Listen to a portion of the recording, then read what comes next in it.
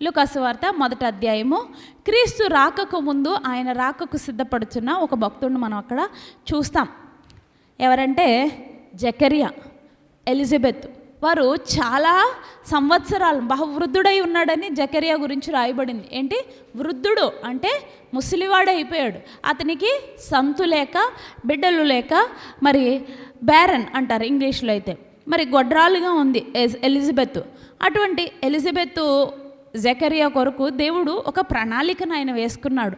కాబట్టే ఆయనను అంతలా వాడుకున్నాడు. జకరియా అహరోను వంశస్థుడు, అహరోను కుటుంబంలో నుండి వచ్చినవాడు అనమాట. అతను కూడా ఆటోమేటిక్గా ఏం చేస్తాడు, దేవుని పరిచర్యను జరిగించే క్రమంలోనే ఉంటాడు. అట్టి రీతిగానే ఈ భక్తుడు కూడా దేవుని పరిచర్యను సిద్ధపరుస్తున్నాడు. అతను అదే పనిలో ఉన్నాడు. అతను కూడా యాజకునిగా దేవుని మందిరంలోనికి వెళ్ళి పాప పరిహారార్థ బలులని యాజకుడిగా యాజక ధర్మాన్ని ఆయన జరిగించుచూ వస్తున్నాడు. చూడండి, ఘనత వహించిన థియోఫిల ఆరంభము నుండి కన్నులారా చూచి వాక్య సేవకులైన వారు మనకు అప్పగించిన ప్రకారం మన మధ్యను నెరవేరిన కార్యములను గూర్చి వివరముగా వ్రాయుటకు అనేకులు పూనుకొని ఉన్నారు గనుక నీకు ఉపదేశించబడిన సంగతులు నిశ్చయముగా జరిగినవి అని నీవు తెలుసుకొనుటకు వాటన్నిటినీ మొదటి నుండి తరచి పరిష్కారముగా తెలుసుకొని ఉన్న నేనును నీ పేరిట వాటిని గూర్చి వరుసగా రచించుట యుక్తమని ఎంచితిని. యూదా దేశపు రాజైన హేరోదు దినములలో అబియా తరగతిలోనున్న జకర్యా అను ఒక యాజకుడుండెను. అతని భార్య అహరోను కుమార్తెలలో ఒకతే, ఆమె పేరేంటంటే ఎలిజబెత్. వీరిద్దరూ ప్రభు యొక్క సకలమైన ఆజ్ఞల చొప్పునను న్యాయ విధుల చొప్పునను నిరపరాధులుగా నడుచుకొనుచు దేవుని దృష్టికి నీతిమంతులై ఉండిరి. ఎలిజబెత్ గొడ్రాలైనందున వారికి పిల్లలు లేకపోయిరి. మరియు వారిద్దరూ బహుకాలము గడిచిన వృద్ధులైరి. ఏంటంట, ఎవరంట, వారి గురించి చక్కని సాక్ష్యం అక్కడ రాయటం మనం చూస్తాం. ఏంటి ఆ సాక్ష్యము? వారిద్దరూ కూడా ఏంటంట, నీతిమంతులై దేవుని న్యాయ విధులను అనుసరించుటలో ఏమాత్రము లోపము లేకుండా నిరపరాధులుగా నడుచుకొని దేవుని దృష్టికి నీతిమంతులై ఉండిరి అంటున్నాడు అక్కడ. ఏంటంటే అండి, దేవుని దృష్టికి నీతిమంతులుగా ఉన్నారంట వాళ్ళు. దేవుని దృష్టికి నీతిమంతులుగా ఉండాలంటే మనలో ఏముండాలి? వారిలో ఏముందో మన వరకు ఎందుకు, వారిలో ఏముంది? రక్షింపబడ్డారు. రక్షింపబడిన తర్వాత ఆయన న్యాయ విధులన్నిటినీ, ఆయన కట్టడలన్నిటినీ, ఆయన ఆజ్ఞలన్నిటినీ తప్పక పాటించినప్పుడే వారిని ఏమనగలరు? నీతిమంతులని దేవుని దృష్టికి. మనుషుల దృష్టికి అయితే ఒకటి కనబడుతుంది, ఒకటి మరుగుగా ఉండొచ్చు, అవునండి. కానీ దేవుని దృష్టికి మరుగైనది ఏదైనా ఉంటుందా? దేవుని దృష్టికి మరుగైనది ఏది కూడా ఉండదు. మరి ఇద్దరు భార్యాభర్తల విషయంలో మనము చక్కని సాక్ష్యం అక్కడ రాయబడుట మనం చూస్తున్నాం. ఏంటి, వారిద్దరు సకలమైన ఆజ్ఞల చొప్పునను న్యాయ విధుల చొప్పునను నడుచుకొనుచు ఎవరి దృష్టికి? మన ప్రవర్తనలో కూడా మనం అదే కోరుకోవాలి. ఏంటి, దేవుని దృష్టికి నీతిమంతులముగా సకల విధమైన ఆజ్ఞల చొప్పునను న్యాయ విధుల చొప్పునను మనము నడుచుకుంటున్నామా లేదా అని మనల్ని మనమే సిద్ధపాటు చేసుకోవాలి. ఇదేమో ఆ భక్తుల జీవితంలో నుండి మనం అదే నేర్చుకోవాలి. ఈ సిద్ధపాటు సమయంలో ప్రభు దగ్గర నుంచి మనం అదే కోరుకోవాలి. ప్రభువా, ఈ భక్తులను మా ముందు ఉంచారు. ఎందుకు ఇలాంటి భక్తులు అందరి గురించి రాస్తారంటే అదే వారి గురించిన సాక్ష్యము. వారి సాక్ష్యం మనకేంటి, ఒక మాదిరి మన ముందు పెట్టి వెళ్తారు. అప్పుడు ఈ మాదిరిని బట్టి మనం ఏం చేస్తాము? భక్తుల మార్గంలోనే మనము నడుచుకోవాలి, అంతేనా? క్రీస్తు మనకు మాదిరి. క్రీస్తు తర్వాత భక్తులు వారి భక్తి జీవితంలో నుండి మనము కూడా అనేక విషయాలు నేర్చుకోవాలి. వారు కూడా అట్టి రీతిగానే ఏం చేశారు? దేవుని మార్గంలో చాలా నీతిమంతులై ఉండి చక్కని బహుకాలము గడిచిన వృద్ధులైరండి. ఏంటంటే బహుకాలం, ఇంక ముసలోళ్ళనే జస్ట్ వృద్ధులు అనలా, బహుకాలము గడిచిన వృద్ధులు అంటే బాగా పండు ముసలోళ్ళు అయి ఉంటారు. చూడండి తర్వాత ఏమనుందో. జకరియా తన తరగతి క్రమము చొప్పున దేవుని ఎదుట యాజక ధర్మము జరిగించుచుండగా యాజక మర్యాద చొప్పున ప్రభువు ఆలయంలోనికి వెళ్ళి ధూపం వేయుటకు ప్రభు ఆలయంలోనికి వెళ్ళి ధూపం వేయుటకు అతనికి వంతు వచ్చాను. ఏంటంటే జకర్యా తన పని చొప్పున మందిరంలోనికి వెళ్ళి ధూపం వేయటానికి ఆ యాజక ధర్మం చెప్పిన లోపలికి వెళ్ళి తన పని చొప్పున తన వంతు వచ్చిందంట. వెళ్ళాడు, లోపలికి వెళ్ళి ప్రార్థనలు మరి భక్తులుగా ఉన్నారు, వారికి ఇటువంటి సంతానం లేరంటే వాళ్ళు ఇంకెంత ప్రార్థన చేసుకొని ఉండొచ్చు, ప్రభువా మాకు సంతానాన్ని ఇవ్వండి, మాకు సంతానాన్ని ఇవ్వండి అని ఈ బహుకాలం గడిచిపోయే వరకు వాళ్ళు ప్రార్థన చేస్తూనే ఉండుంటారు. అక్కడ అదే చెప్తున్నారు చూడండి.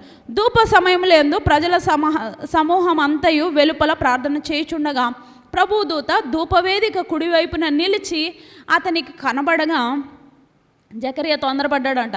జకర్యా అతన్ని చూచి తొందరపడి భయపడిన వాడాయను. అప్పుడు ఆ దూత, జకర్యా భయపడకుము, నీ ప్రార్థన వినబడినది, నీ భార్య అయిన ఎలిజబెత్ నీకు కుమారుని కనును, అతనికి యోహాను అని పేరు పెట్టుదువు. అతడు ప్రభువు దృష్టికి గొప్పవాడై ద్రాక్షారసమైనను మద్యమైనను త్రాగక తన తల్లి గర్భమున పుట్టినది మొదలుకొని పరిశుద్ధాత్మతో నిండుకొనిన వాడై అనేకులను ప్రభువైన వారి దేవుని వైపునకు త్రిప్పును.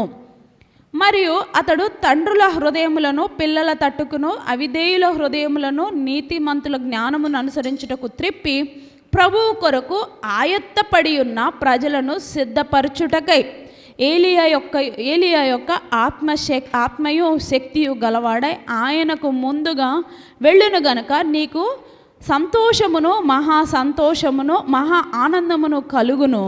అతడు పుట్టినందున అనేకులు సంతోషించుదురనెను. అప్పుడు జకర్యా ఏమంటున్నాడు, ఇది నాకెలాగూ తెలియను, నేను ముసలివాడను, నా భార్య బహుకాలం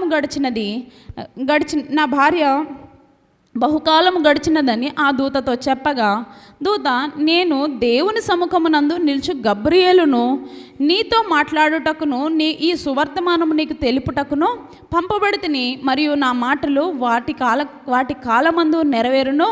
నీవు వాటిని నమ్మలేదు గనుక ఈ సంగతులు జరుగు దినము వరకు నీవు మాట్లాడక మౌనివయ్యుందు అని అతనితో చెప్పాను. ప్రజలు జకర్యా కొరకు కనిపెట్టుచుండి ఆలయమునందు అతడు ఆలస్యము చేసినందుకు ఆశ్చర్యపడిరి. అతడు వెలుపలికి వచ్చినప్పుడు వారితో మాట్లాడలేకపోయినందున ఆలయమునందు అతనికి దర్శనము కలిగినదని వారు గ్రహించిరి. అప్పుడు అతడు వారికి సంజ్ఞలు చేయుచు మూగవాడయుండెను. అతడు సేవ చేయు దినములు సంపూర్ణమైనప్పుడు తన ఇంటికి వెళ్ళెను. ఆ దినములైన పిమ్మట భార్య ఎలిజబెత్ గర్భవతి అయి, మనుషులలో నాకుండిన అవమానము తీసివేయుటకు నన్ను కటాక్షించిన దినములలో ప్రభువు ఇలాగు చేసిననుకొని 5 నెలలు ఇతరుల కంటబడకుండెను అదంట. ఏం చేశాడు, అక్కడ ఒక సీన్ జరుగుతుంది. లోపల ధూపం వేయడానికి వెళ్ళాడు. వెళ్ళిన తర్వాత ప్రభు దూత వచ్చింది, అతనితో మాట్లాడుతుంది. ఎవరితో మాట్లాడుతున్నాడు? గబ్రియేల్ దేవదూత జకర్యాతో మాట్లాడుతున్నాడు. ఏమని? అయ్యా, నీ ప్రార్థనలు వినబడినవి, నీ సమయం వచ్చింది, నీవు ఎలిజబెత్ ఒక కుమారుని కంటది. అతను క్రీస్తుకు ముందుగా ఈ ప్రజలందరినీ ఆయత్తపరిచి వారిని ప్రభు వైపుకు సిద్ధపాటు చేయడానికి, క్రీస్తు మార్గమునకు ముందుగా పోయి సువార్తను ప్రకటించడానికి ఇతను అతి పరిశుద్ధుడై ఉంటాడు. తల్లి గర్భములో నుండి వచ్చినది మొదలు అతనికి ఏముంటుందంటే పరిశుద్ధాత్మతో నిండుకున్నవాడై ఉంటాడని బాప్తిస్మం ఇచ్చి యోహానుని గూర్చిన సాక్ష్యం అక్కడ రాయబడుతుంది. ఎలిజబెత్ జకర్యా ఎవరంటే బాప్తిస్మం ఇచ్చి యోహాను యొక్క తల్లిదండ్రులు. అవునండి. అయితే వీరేం చేస్తున్నారు, వీరికి ఒక చక్కని వాగ్దానం వచ్చింది. అప్పుడు జకర్యా అందరిలాగే మేము వృద్ధులం అయిపోయాము, మాకు ఇది ఎలా సంభవిస్తుంది అంటే, నేను ఇది దేవుని సముఖంలో, దేవదూత చెప్తుంది అనమాట, నేను ఇది దేవుని సముఖంలో నుండి చెప్తున్నాను, నీకు సమస్య ఏంటి, నువ్వు మౌనంగా ఉండు, నేను చెప్పిన సంగతులన్నీ వాటి కాలమందు జరుగుతాయి, అప్పటి వరకు నీ హృదయాన్ని సిద్ధపాటు చేసుకొనిచు నువ్వు మౌనంగా ఉండన్నాడు. అట్టి రీతిగానే తాను మౌనంగా ఉన్నాడు. తర్వాత కుమారుని కనడము జరుగుతుంది. మరి ఈ సంఘటనలో మనం నేర్చుకోవాల్సిన విషయం ఏమిటి? మన హృదయాలను మనము సిద్ధము చేసుకోవాలి క్రీస్తు కొరకు. క్రీస్తు రాకడకు ముందుగా వచ్చిన ఈ వాక్యములన్నిటినీ మనమైతే చూసేసాం కదా. క్రీస్తు రాకడ, ఆయన మరణము, ఆయన పునరుద్ధానము మనం చూసేసాము. రెండవ రాకడలో ఆయన బాలుడుగా రావట్లేదు, కానీ ఆయన ఎలా వస్తున్నాడు? గర్జించు సింహము వలె ఆయన వస్తాడు, యాజకుడుగా కాదు కానీ ఈసారి న్యాయవాదిగా నీ కొరకు నా కొరకు న్యాయము తీర్చి మేకల గుంపును మేకలకు, గొర్రెల గుంపును గొర్రెలకు వేరు చేయటకు ఆయన వస్తున్నాడు. మరి ఆయన వచ్చే దినము వరకు నీవు నేను ఎలా ఉండాలి? నిందారహితులమై నిరపరాధులముగా ఈ భక్తులు ఎలాగైతే దేవుని మాటకు, దూత మాటకు లోబడి మౌనముగా ఉన్నారో. కొన్నిసార్లు మనము చేసుకునే ప్రార్థనలన్నీ వెంటనే ఆన్సర్స్ వచ్చేయాలని మనం కోరుకోకూడదు. మరి వారి విషయంలో కూడా అదే జరిగింది. ఎన్నో సంవత్సరాలు ఎదురు చూచిన తరువాత యేసుక్రీస్తు ప్రభు వారి రాకకు ముందు ఈ యోహానును లోకములోనికి పంపడానికి తండ్రి అయిన దేవుని చిత్తము కనుక వారి పట్ల అటువంటి చిత్తాన్ని ఆయన నెరవేర్చాడు కదండి.